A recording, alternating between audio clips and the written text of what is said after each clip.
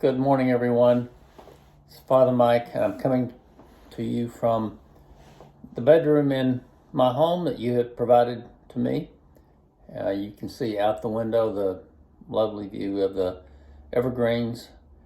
I'm here because I just want to begin the process of engaging with you weekly, if we can, on what I'm calling Thursday Thoughts, just to let everyone know what's going on, even if they have not been in attendance on Sundays. I want everyone to know what's happening within our parish so that we can move forward together during these times that are going to be rather unpredictable for us. So I wanted to share some thoughts with you. First of all, I had a lovely weekend away with Karen and Steve Kellogg. We went together to Cape Cod, stayed in a beautiful little motel, they called them. And it was just a lovely stay and a lovely way to get away with the three of us and their dog Max, walking on the beaches, having dinners together, sharing wine and cheese and stories. So it was my first Sunday not being able to be with you in person. And it was very gracious of Karen and Steve to invite me to go along with them on this weekend getaway. So it was a lovely time together.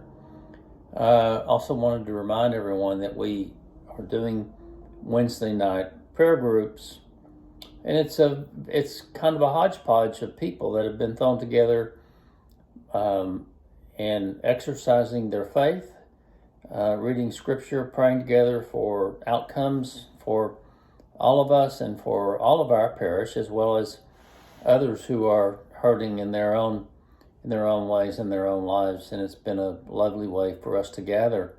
Wanted to let all of you know that Mary Churchill has had her lumpectomy and follow-up therapy and treatment for that, and based upon the recent pathology reports and her visits with her doctors, she is cancer-free, which is just such a huge spiritual boon to her and to her family. So I want all of you to join with me in prayer for Mary and her continued journey.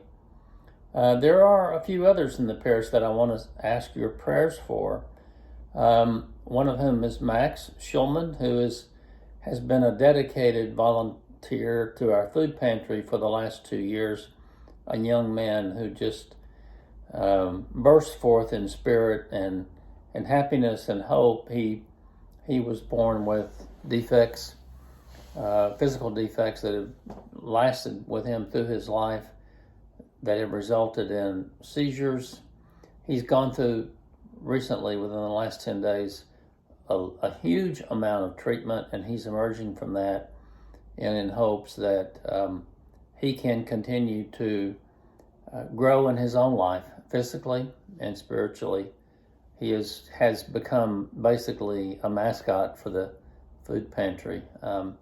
We've given him a home, and he's given us a home in his own heart. And so I want to ask your prayers for Max as we go forward. I've spoken with him this morning, and he is so appreciative of all that the food pantry has done to embrace him. So we can continue to do that. Nadine Fletcher's mom has received a pacemaker. There are some residual complications from that, but Nadine has been steadfast with her mom in that journey. So I ask your prayers for Nadine and her mom, Marie DeLuca, as they go through this time. I also ask your prayers for Pete Howard as he recovers from hip surgery. Communicated with Janet this morning, Janet Howard, and they are doing well and working through this time. Also ask your prayers for Michelle and Ken Kessel as they journey toward the final sending off of George Huguenin, Michelle's dad, and the planning of that funeral and the planning of that celebration of his life. So please join me in that. We are looking forward to the upcoming Lenten weeks. We will begin with Ash Wednesday service at 7 o'clock, Wednesday, March the 2nd. So hope that all of you can join us in person for that. I will be recording it and then sending it out via a link for all those who were not able to make it for the service. We are still struggling with Facebook and how we can do a live recording, and we're still trying to be attentive to that and work on it with a limited amount of time that's available with our resources to try to get that accomplished. So keep the parish in your prayers for how we can go forward with that and make this time during Lent and Holy Week a time of reflection, a time of worship, a time of renewal, and a time of hope for all of those in our parish and for all of those whom we serve.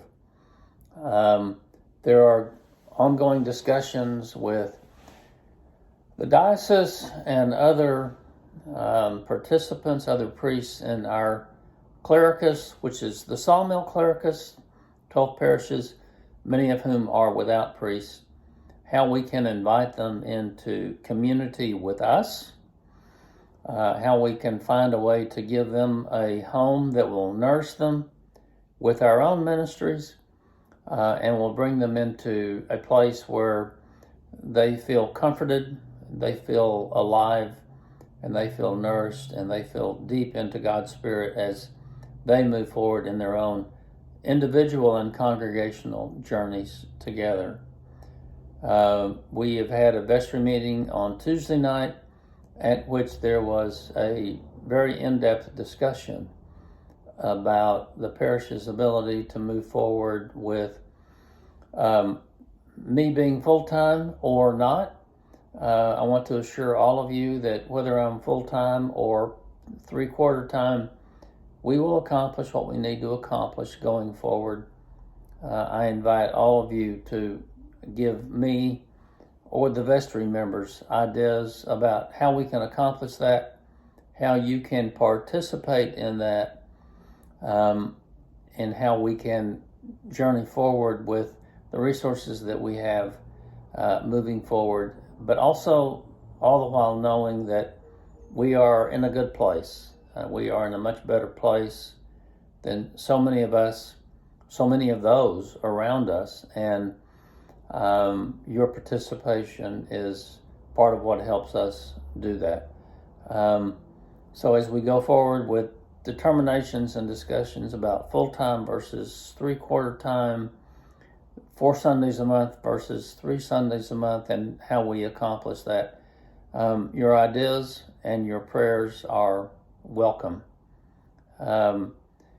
In June, I will be having a medical exam to determine how I can be able to be well with you and participate in your journey forward based upon my health and whatever the limitations are on my health. But I'm comfortable knowing that all of you are ready to pitch in, ready to help, ready to consecrate yourself to the fullness of God's mission for you and God's mission for your parish. So I invite your prayers for our vestry, for our congregation, for our ministries together, and for our discovery of our journey forward as we contemplate how we as St. Luke's can be a beacon of light for the world around us.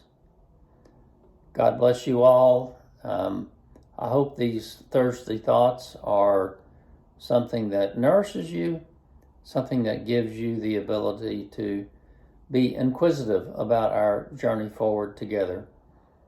So I invite your prayers and I invite your thoughts for our parish, our congregation, and also invite your prayers and your thoughts for those parishes around us who are suffering and how we can accommodate them in a way of growth for not only their parish but for our parish and for God's kingdom in the world around us.